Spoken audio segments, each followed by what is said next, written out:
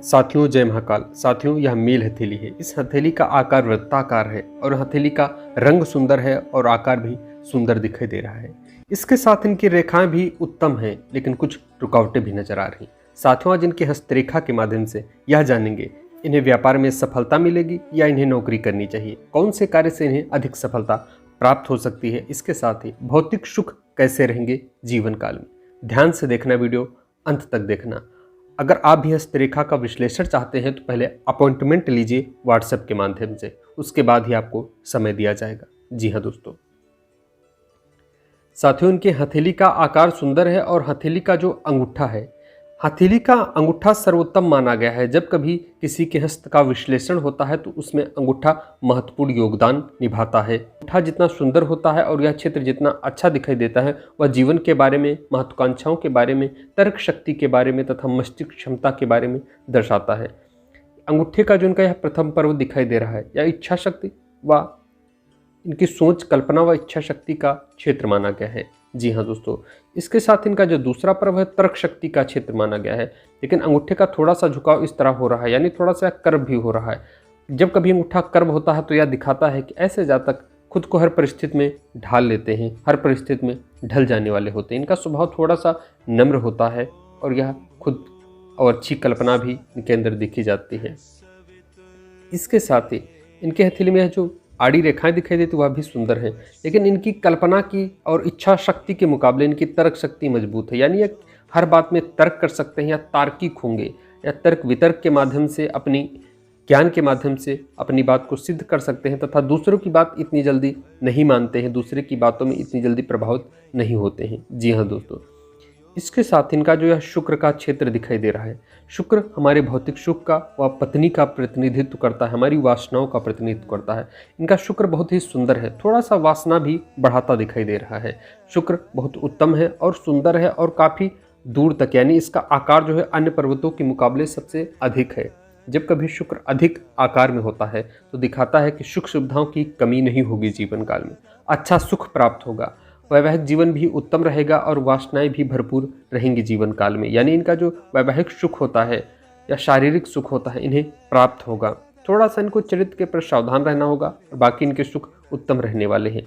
इसके साथ ही इनके हाथ में इस तरह की आड़ी रेखा थोड़ा सा परेशानी भी देती हैं। जी हाँ दोस्तों, इसके बाद अब इनके निम्न मंगल की बात करते हैं। या निम्न मंगल होता है और यह उच्च मंगल का क्षेत्र होता है। जो निम्न मंगल है यह हमारे शत्रुओं का भी स्थान देखा जाता है, वाद विवाद का भी स्थान देखा जाता है, दुर्घटनाओं का भी स्थान देखा जाता है, कोर्ट कचहरी मुकदमे आदि भी यहीं से देखे जाते हैं। यह जो निम्न मंगल है यह सुंदर है और इस पर थोड़ी सी आड़ी रेखाएं, थोड़ा सा परेशानी, जीवन काल में एक से अधिक वाद विवाद भी दिखाई दे रहे हैं। और अगर इनके मित्रों की बात करें तो इनके शत्रु भी काफ़ी, यानी मित्रों की अपेक्षा शत्रु भी बराबर मात्रा में दिखाई दे रहे हैं। साथ देने वाले लोग तो होंगे, साथ ही कोई ना कोई इनसे जलन करने वाला तथा कॉम्पिटिटर भी मौजूद रहेगा जीवन काल में। जी हाँ दोस्तों, इनकी जो है जीवन रेखा इस तरह की दिखाई दे रही है, यानी इनकी जीवन रेखा इस तरह की दिखाई दे रही है। इनके जीवन काल में जो इनके 45 वर्ष व 40 वर्ष के बाद का समय होगा, तो थोड़ा सा एक बार जीवन काल में उतार चढ़ाव का सामना करना पड़ेगा। जी हाँ दोस्तों, बाकी इनका जीवन उत्तम रहेगा। अब इनकी बात करते हैं मस्तिष्क रेखा की। इनकी जो मस्तिष्क रेखा इस तरह की साफ सुथरी और लंबी दिखाई दे रही है। ऐसी निर्विरोध मस्तिष्क रेखा यह दर्शाती है कि इनकी मस्तिष्क तेज होगा और यह अपने निर्णय के दम पर, विचारों के दम पर कामयाब होंगे और कामयाबी हासिल करेंगे। इसके साथ ही इनकी जो यह भाग्य रेखा या चंद्र पर्वत के करीब से निकल रही है, इस क्षेत्र को कल्पना शक्ति, मन का क्षेत्र कहा गया है। इस क्षेत्र से जब कभी भाग्य रेखा यहाँ निकल के सीधे हृदय पर्वत की तरफ आ जाती है, यानी यह जो हृदय रेखा है, हृदय रेखा पर आकर जब कभी भाग्य रेखा मिल जाती है, इस क्षेत्र पर भाग्य रेखा हृदय रेखा पर मिल जाती है, यानी भाग्य रेखा यहाँ पर जब कभी आकर मिलती है तो दिखाती है कि ऐसा जातक अपने जीवन काल में कभी न कभी जल्दबाजी में निर्णय लेता है। इन्हें जल्दबाजी में निर्णय से सावधान रहना चाहिए, नहीं तो इन्हें धोखा भी उठाना पड़ सकता है, जल्दबाजी में नुकसान का सामना भी करना पड़ सकता है। इन्हें निर्णय लेने में थोड़ा सा परहेज करना चाहिए, दिमाग से सोच समझकर कार्य करना चाहिए, क्योंकि यह जल्दबाजी को दर्शा रहा है। जी हाँ दोस्तों, इसके बाद अब बात करते हैं इनके बुध के क्षेत्र की। यह जो क्षेत्र होता है, इस क्षेत्र को बुध का क्षेत्र मानते हैं। बुध हमारी बौद्धिक क्षमता, व्यापार का क्षेत्र तथा संतान सुख का क्षेत्र माना गया है। यहीं से वैवाहिक सुख भी देखा जाता है। यह जो क्षेत्र है उत्तम नजर आ रहा है। इस पर इस तरह की आड़ी रेखाएं नजर आ रही हैं। इस तरह की जब कभी हथेली में आड़ी रेखा नजर आती हैं तो यह कार्य को दिखाती है, दिखाती है कि ऐसे जातक अच्छा कार्य करते हैं और व्यापार में भी सफलता हासिल करते हैं, या मेडिकल क्षेत्र में कामयाब हो सकते हैं। ऐसे जातक होटल आदि के क्षेत्र में भी कामयाबी हासिल कर सकते हैं। ऐसे जातकों को प्रशासनिक सेवा में भी मौका मिल सकता है। अगर अधिक प्रयास करते हैं तो कभी ना कभी ऐसे जातक राजकीय लाभ भी उठाते हैं। इसके बाद इनकी जो यह रेखा दिखाई दे रही है, इस रेखा को सूर्य रेखा कहते हैं। सूर्य की जो यह रेखा होती है, यह हमारे प्रशासनिक सेवा, पिता का प्रतिनिधित्व, सूर्य हमारे भाग्य को मजबूत करता है। यह रेखा दिखाती है कि ऐसे जातक को जीवन काल में अच्छा नाम व पद प्रतिष्ठा की प्राप्ति होगी। इसके बाद इनके हथेली में एक शाखा जो होती है हृदय रेखा से निकलकर शनि रेखा, शनि पर्वत की तरफ जाती है। ऐसी शाखा, ऐसी रेखा यह दिखाती है कि इनके अंदर शनि का बल भी मजबूत होगा और सूर्य का बल भी मजबूत दिखाई दे रहा है। ऐसी अवस्था में यह हथेली सबसे महत्वपूर्ण हथेली मानी जाएगी और इसके साथ ही यहाँ पर इस तरह का निशान भी बनता दिखाई दे रहा है। यह दर्शाता है कि ऐसा जातक अपने जीवन काल में अच्छा कार्य करता है और अच्छा धन भी अर्जित करता है। यह रेखा जीवन रेखा की सपोर्टिव लाइन है और यह जीवन रेखा के इस तरह दिखाई दे रही है। यह रेखा दर्शाती है कि जीवन काल में अच्छे धन की प्राप्ति होगी। यहाँ पर एक त्रिभुज से बनते दिखाई दे रहे हैं। ऐसे त्रिभुज दर्शाते हैं कि जीवन काल में अच्छा धन का और अच्छे कार्य का सुख मिलेगा, संपत्ति में इजाफा होगा। यह क्षेत्र संपत्ति, प्रॉपर्टी आदि का क्षेत्र भी माना जाता है। इसके साथ ही इस तरह की रेखाएं भी नजर आ रही हैं, यह यात्रा को दर्शाते हैं। ऐसे जातकों को यात्राओं का भी मौका मिलेगा, अच्छी यात्राएं भी करेंगे जीवन काल में। इसके बाद यह गुरु का क्षेत्र है। गुरु हमारे ज्ञान और धर्म का क्षेत्र होता है। धर्म, इस तरह की गुरु की उंगली, थोड़ा सा गुरु की जो उंगली है इस तरह की शनि यानी मध्यमा उंगली की तरफ झुकाव कर रही है। गुरु जब कभी शनि यानी शनि को न्याय व धर्म का देवता कहा गया है और गुरु को धर्म कहा गया है, भावना कहा गया है, धार्मिक भावना तथा ज्ञान और धार्मिक रुचि भी कहा गया है। यह जब गुरु यानी जो ज्ञान होता है, अध्यात्म होता है, वह जब धर्म के साथ यानी न्याय के साथ एक दूसरे के साथ जुड़ जाता है यानी झुकाव कर जाता है तो यह न्यायप्रिय बढ़ा देता है। क्योंकि जो शनि होता है वह न्यायप्रिय होता है, शांत स्वभाव होता है, एकांतवासी होता है।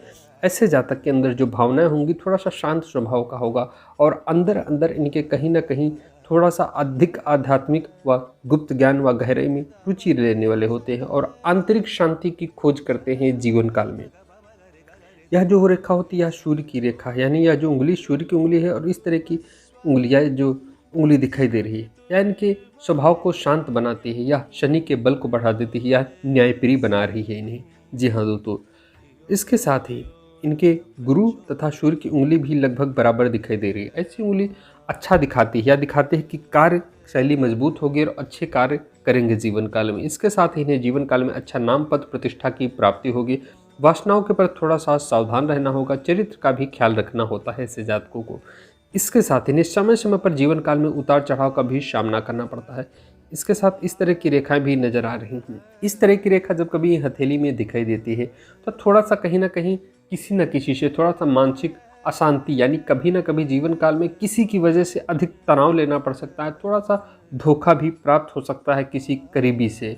जी हाँ दोस्तों, बाकी तो इनका जीवन अच्छा रहेगा और कार्य के क्षेत्र की बात करें, कार्य भी मजबूत रहेगा। ऐसे जातक सरकारी लाभ की, राजकीय कार्य से भी लाभ ले सकते हैं, लेकिन अगर ये निजी कार्य करते हैं तो इन्हें पर्सनल सेवा, कंसल्ट का कार्य आदि कार्य से अधिक लाभ होगा। व्यापार में भी इन्हें हाथ आजमाना चाहिए। अगर यह कोशिश करते हैं व्यापार करने की या सलाहकार बनना चाहते हैं तो इनके लिए बहुत उत्तम हथेली है और अच्छा फल देने वाली होगी।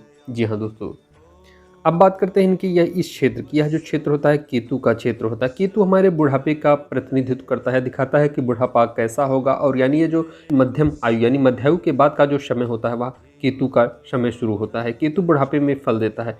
केतु के क्षेत्र में इस तरह की शाखा, दो शाखाएं दिखाई दे रही हैं जो आगे चलकर मछली का आकार ले सकती हैं। और इसके साथ यहाँ पर एक रेखाएं जो थोड़ा सा पेट समय उतार चढ़ाव दे सकती हैं।